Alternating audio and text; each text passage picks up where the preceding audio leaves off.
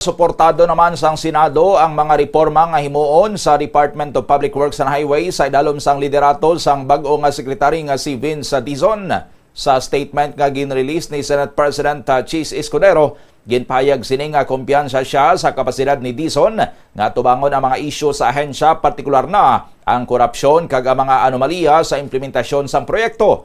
Pahayag pa ni Escudero, pamuno pa lamang ini nga tikang ang pagpapa sa korupsyon. Importante man sa iya nga masiguro nga ang tanan nga mga proyekto mapuslan gid kag makapaumad man sang kabuhi sa mga Pilipino.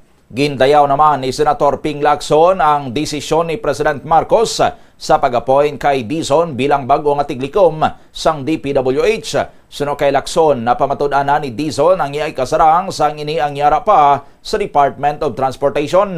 Base sa anunsyo sang Malacanang, mag-apungko naman si DOTR Undersecretary Giovanni Lopez bilang acting secretary sang ahensya.